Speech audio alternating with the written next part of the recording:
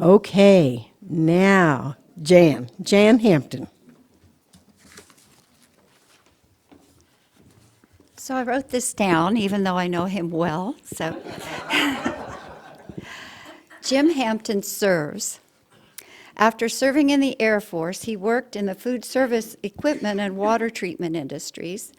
Then, retiring from these, he became a healer. As a healer, he listens to others and to his inner guidance. His interfaith spiritual path has led him to new thoughts several times, most recently 10 years ago when he and I joined Unity of Houston.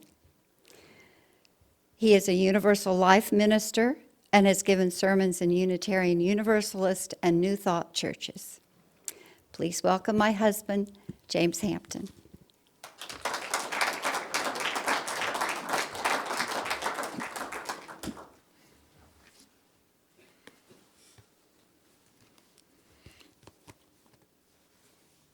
Good morning. Good morning. It's nice to see all the smiling faces out there. Thank you, Jan, for that lovely introduction. And I know I can make this do what I want it to do. And also want to thank Reverend Tanya for trusting me enough to share this pulpit with me. Or for me to, you get it. Okay, all right, okay, all right. And I appreciate the opportunity to be here with all of you today.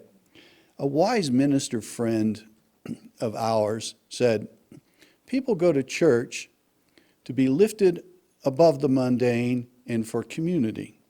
Well, today my topic is tools, so we're going to start with a tool of intention. And that goes something like this.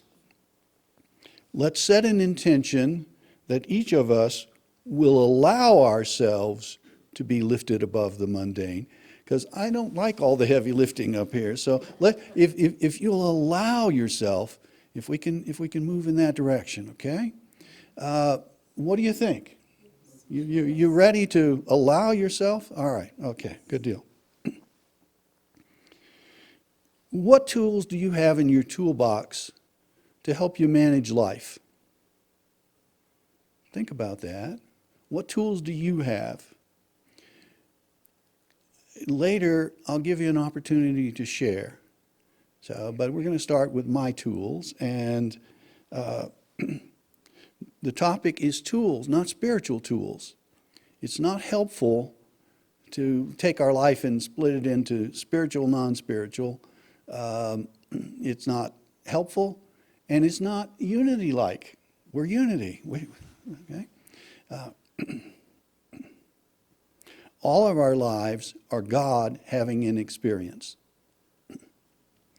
You've heard the expression that when the only tool you have is a hammer, everything is a nail. Not true. Not true. Hammers can be used to crack nuts, to pound out dents, as paperweight. So we want to look at our tools and say, okay, I have this tool and I want to use it. I've met people who had a tool. Oh, I get these headaches. Well, I can teach you there's this pressure point. Oh, I know that. I knew that. I just forgot. I don't use it. So we want to use our tools when we get them. As I go through my list, I'll spend more time on some things than on others. That's just my prerogative, okay? So here's my list. Here's my first tool. Psyllium. It helps with weight management, stomach discomfort, and it produces Goldilocks-like stools. Not too hard, not too soft.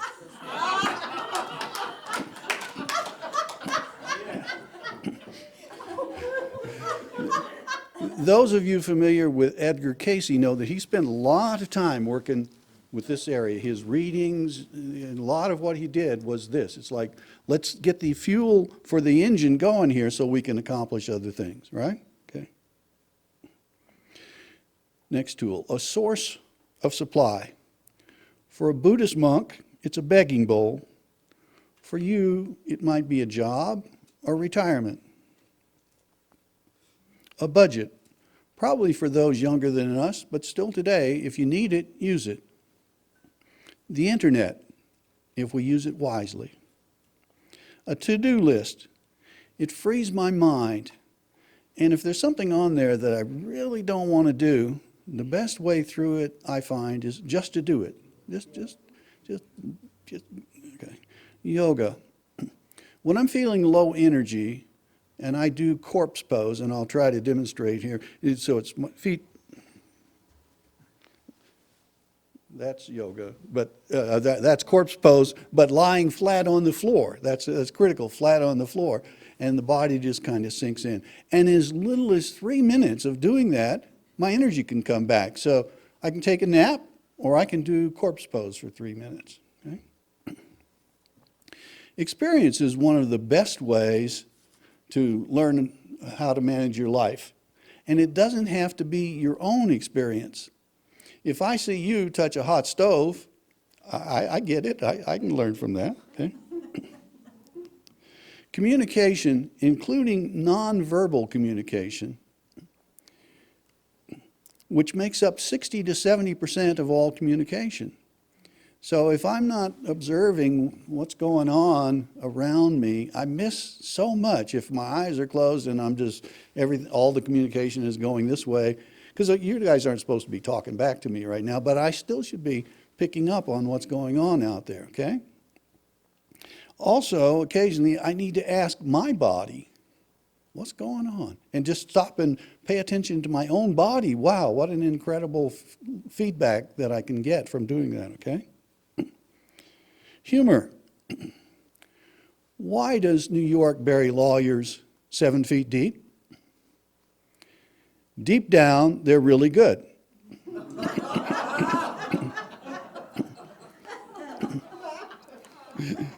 Humor changes brain chemistry, and always in a good way. About the only time humor can hurt you is if you laugh and milk comes out your nose. Okay? If you smile, you change your brain chemistry, even if there's nothing to smile about. If you just force it, you change your brain chemistry. Create order in your surroundings to create order in your mind. All that clutter, it makes it hard for us really to have an uncluttered mind. Wisdom that's been tested by time, such as the teachings of Jesus, Buddha, or the Tao. So we have the golden rule, do unto others as you would have them do unto you. Every experience, no matter how bad it seems, holds within it a blessing. The Tao that can be named or told is not the eternal Tao. Visionings, denials, and affirmations, familiar to us all, right?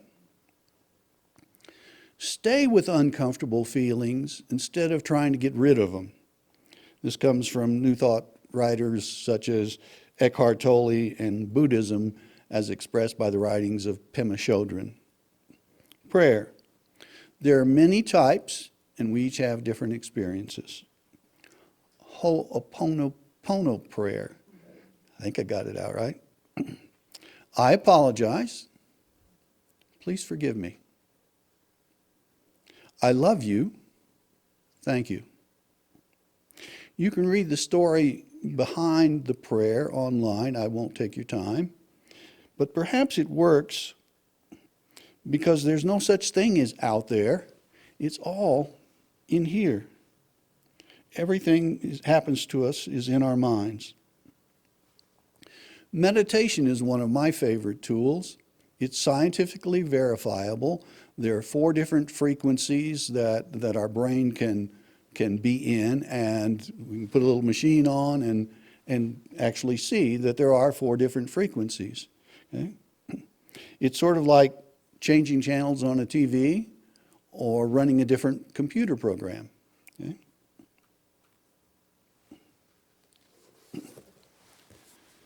The Enneagram is a way of getting to know myself better and to understand others better.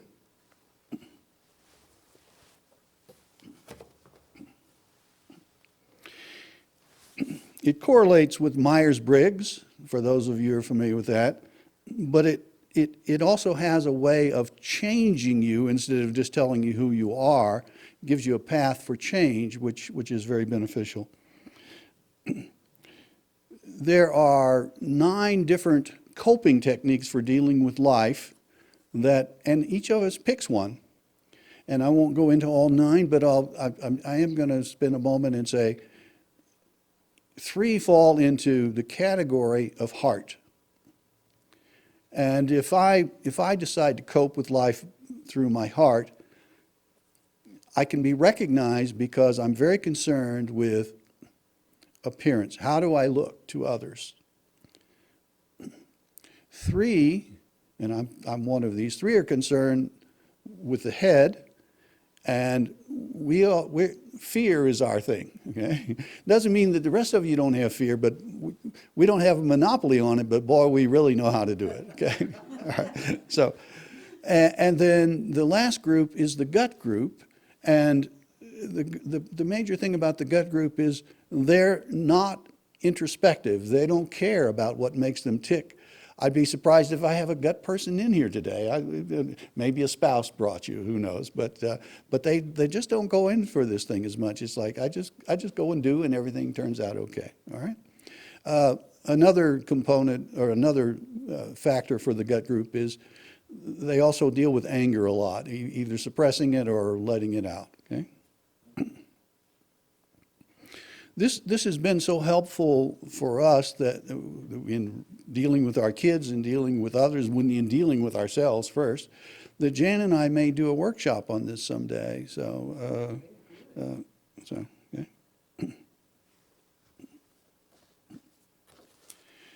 My next tool is Soul Collage, and you make cards, and the cards free up aspects of yourself to speak back to you.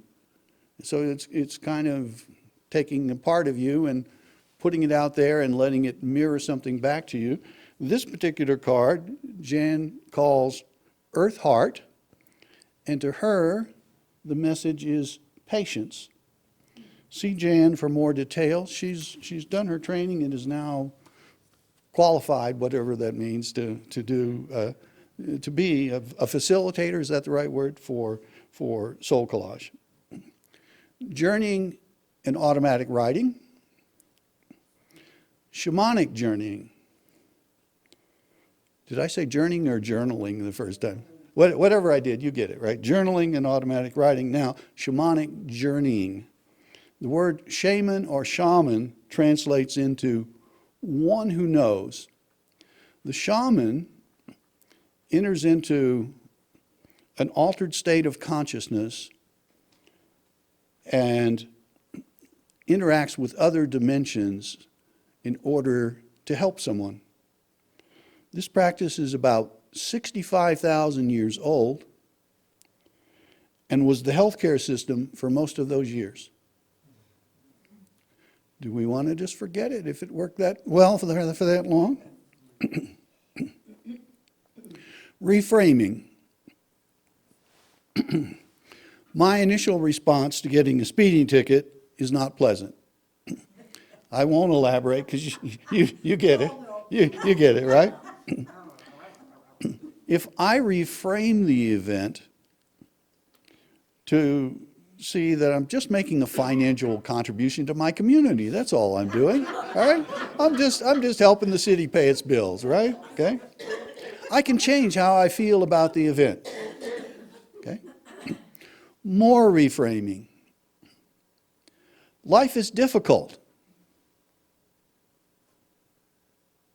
Enjoy it.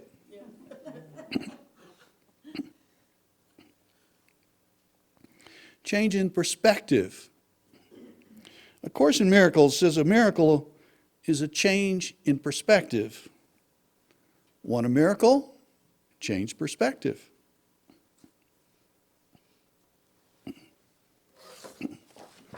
Can someone please read this for me? 6? Okay. Now what is it? Anybody see an upside down 9 there? Okay, all right. So now let's do it one more time. Now what is it? 6, but to me it's a 9. But to me it's a 9, right? So now we have 2 perspectives. Same thing, but 2 perspectives.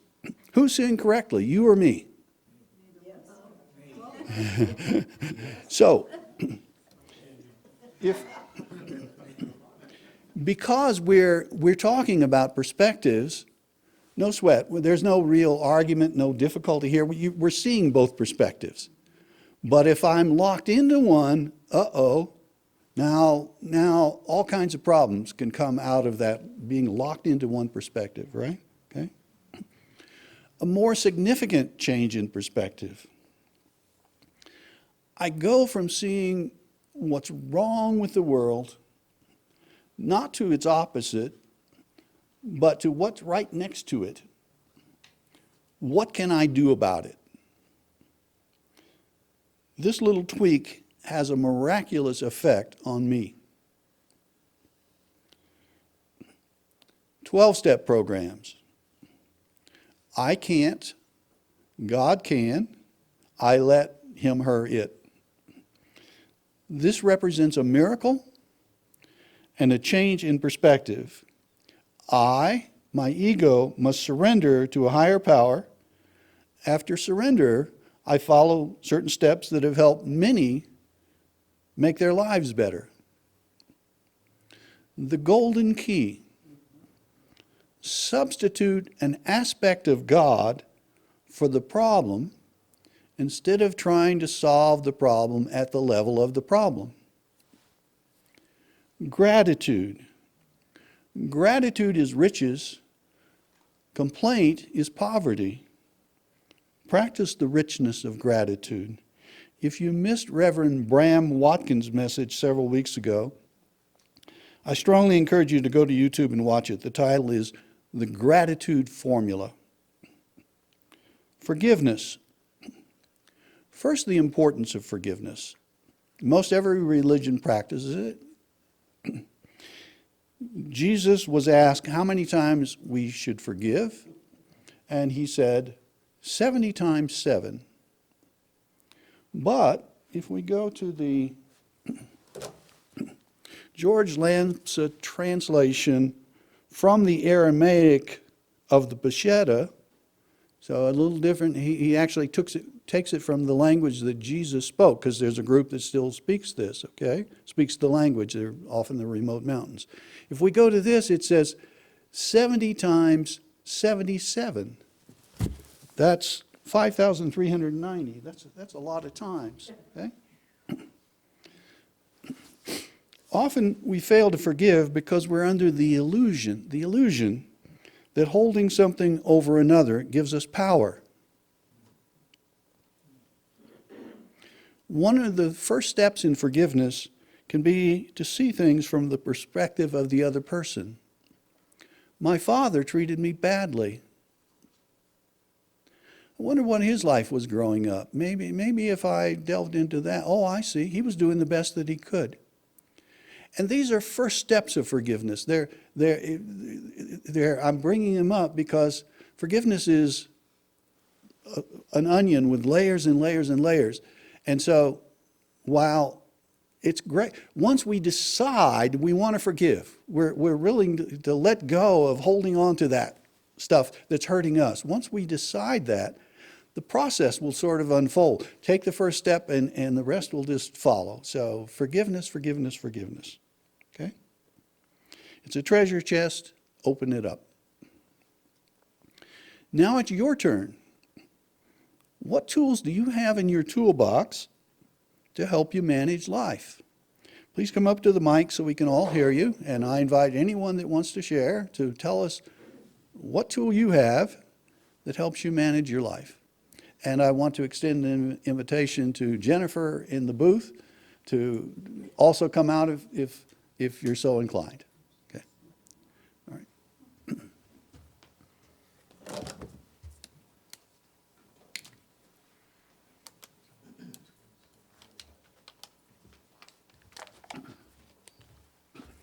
Well, you can predict what I'm going to say, humor. And I saw this morning on a bookmark I use.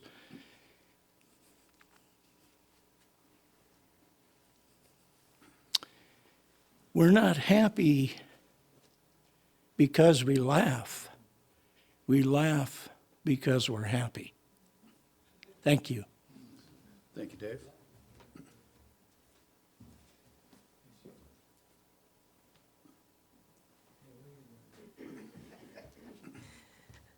One tool that I use often is service. I always complain that I have to do it, and then when I do it, it just feels wonderful. It's one of my best tools.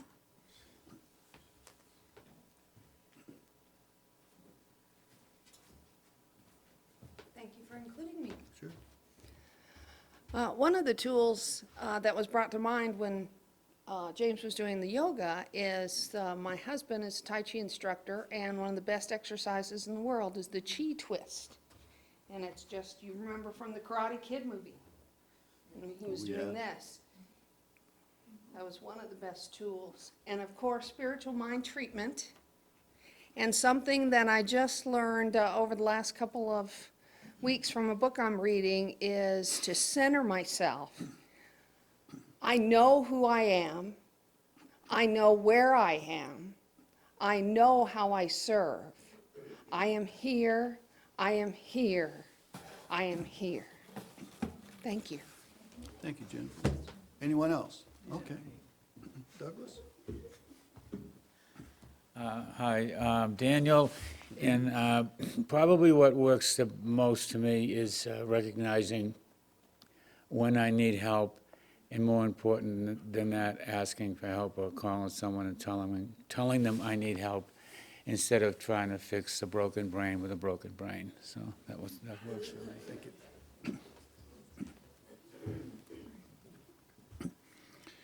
Anyone else? Going once, going twice? All right. I want to spend some time on the work of David Hawkins.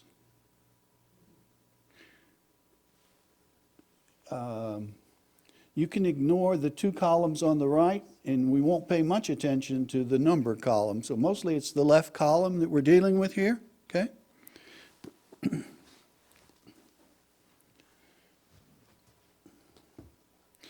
Dr. Hawkins used the wisdom of the body as sort of a truth detector, a form of applied kinesiology, and it's available to you as a very valuable tool to help you manage your life. And you can find more about it online. I'm not going to go into it a great deal other than to let you know that it is a very valuable tool. For applied kinesiology to be accurate when we're asking yes-no questions, we must be in a state of consciousness of 200 or greater and hydrated. Using this technique, he developed this map of consciousness, and today I choose to focus on 2 points on the map. The change from negative to positive, which occurs at 200, and the change from reason or rational to beyond rational, which occurs at 500. Now, the term beyond rational is not up there, and it's my made-up word. It's an attempt to take everything that's above reason and not limit it so much by saying love or peace or something. We're just putting the whole thing out there as beyond rational, up above rational, okay? We're all familiar with the negative states of consciousness. If I'm in a state of shame, I feel like I am a bad or broken person. I am bad. Guilt is a big step up. I'm not bad, I just did something wrong. Oh, it feels so much better. As a matter of fact, each state of consciousness feels better than the one below it.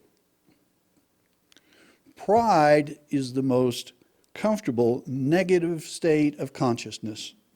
Pride's all about me and mine. Pride says, I did it. I pulled myself up by my bootstraps. Didn't have any help. Puff out my chest. Mine is the best. Family, country, church, you name it. Okay? Meanwhile, pride knows that the face that pride shows to others is not really always how pride feels. Courage is the first positive state of consciousness. Courage is usually developed through experience. Courage doesn't say much, but if it did, it would say something like, I have this warmth in the belly. I'm confident that whatever life brings, I can handle it. It has nothing to do with what I have done or achieved. It's who I have become. It's who I am. We jump around in states of consciousness, usually caused by outside events. My zipper's unzipped? Oh, no. Right to shame, a form of embarrassment, okay? Someone I love dies, and I go to grief. We jump around, but we do seem to hang out at or near one level of consciousness. And we seem to have an upper limit that restricts us, that we just can't get beyond that. So now moving from the 200 jump from pride to courage, we're going to go up to reason and play with the reason to beyond rational part for a moment. Most of the woes, difficulties, and problems of this world are caused by ignorance. Reason, scientific method, logic, intellect, fact-based decisions, Spock-type thinking has moved us away from ignorance and advanced civilization.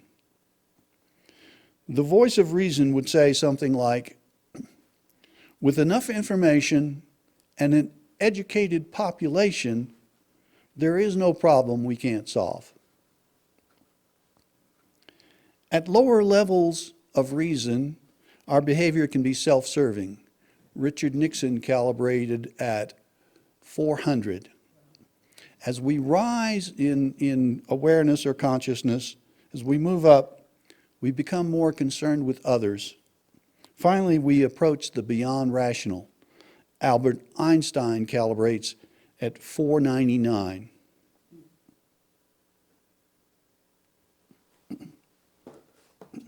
What is consciousness? What is consciousness? There's a lot of definitions. Jan and I are reading this book. It's called The Way of Mastery, and we have a study group that meets on Tuesdays, and we're going through it for the 5th and 6th time, and we get something more out of it each time.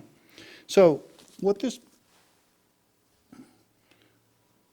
book says about consciousness is consciousness, the power to be aware, the power to choose, is what you are. Consciousness is what you are. I like to think of consciousness as a filter that determines how we experience life. Let's apply the map in an example. Suppose my mother has dementia. Maybe I start off feeling guilty. Oh, I should have done more for her, and I wallow in the past. Fear doesn't seem like much of a step up, but it is. What's going to happen to her? What's going to happen to me? Oh, now I'm more present tense. What's going to happen? I'm worried about the future, but I'm not wallowing in the past anymore, okay? If I can come up to anger, there's a lot of energy in anger. I'm going to do so, and that's a big step up. And if I can move all the way up to reason, wow, there's help out there. There's help for my mother, there's help for me, there's modern medicine can do things, there are alternative therapies, there are all kinds of things can happen when I get to reason. And rationally, reasonably, what's going on? What's going on? My mother has dementia. What's going on? My mother is dying slowly. We all die. Perhaps she's simply chosen a process that allows her to sample the other side, other dimensions, and alternate time between here and there. This perspective brings me some peace of mind. Brings me some peace of mind. Notice that my mother's dementia did not change in all of these states that I'm in. It didn't change. But I changed because of my change in awareness, change in consciousness, right? Einstein said, the intuitive mind is a sacred gift, and the rational mind is a faithful servant. We have created a society that honors the servant and has forgotten the gift. How do we get to the gift, to the beyond rational states of consciousness? How do we go into the 500s? How do we do that? Silent meditation can sometimes take me to peace with a capital P. Some experience moments of beyond rational in nature. Music takes some of us there. Others get there in different ways. Coming from my rational mind, I have some suggestions that might help us to get to beyond rational consciousness. Might. Okay? With words, I can only be a finger pointing at the moon of beyond rational. This map, this talk, is directed to our rational minds. It's an attempt to have us remember or become aware of the gift. If these states of consciousness are a gift, maybe we receive them by desiring them. Spiritual masters have told us that spirit guides us home, but not against our will. But not against our will. Ask, and you shall receive. For those of you who have a desire to experience beyond rational, right here, right now, I now wish to communicate with your body, not your mind. The body recognizes truth more than the mind does. A Course in Miracles says the body is a communication device. So those of you who are willing to, let me try this again. Those of you who wish to try to experience beyond rational, I'll ask you to close your eyes. Okay? And this will take the place of the meditation that usually comes after the service, or after the speaker, excuse me, okay? Close your eyes and allow your body to respond to what comes next. Feel with your entire body, not your mind. If you really resonate with something, stay with it. You don't have to pick up. You can ignore everything that comes except for one thing if that's the one that resonates with you. We're trying to hit the perfect thing for each of you, okay? Now we begin. Love.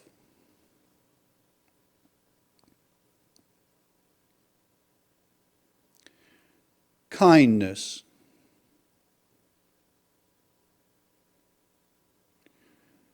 Joy.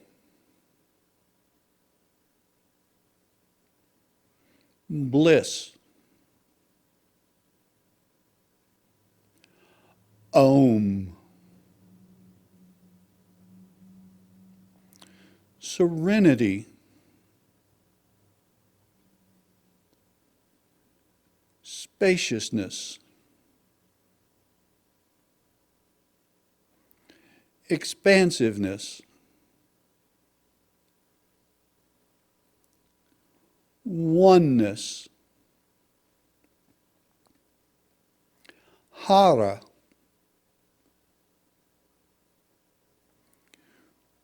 Wisdom.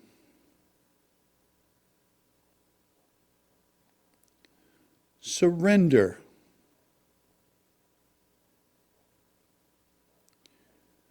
compassion,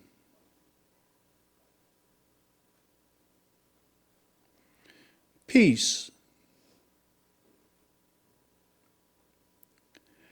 at-one-ment,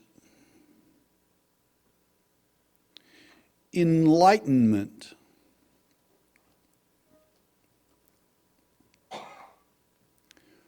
well done, thou good and faithful servant.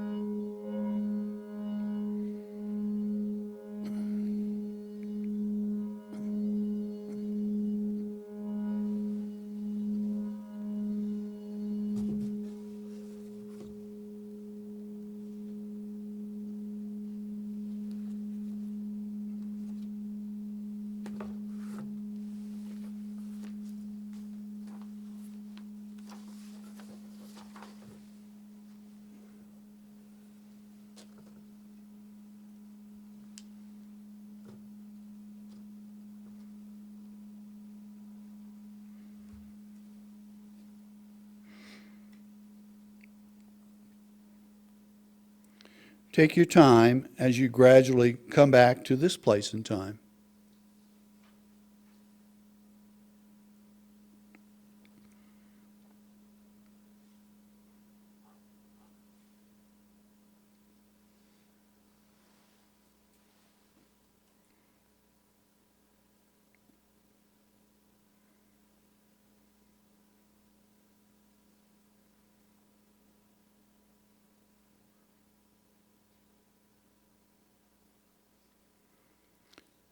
We begin with the tool of intention to allow ourselves to be lifted above the mundane. Let us now intend to keep ourselves lifted as we go out from this place. Thank you.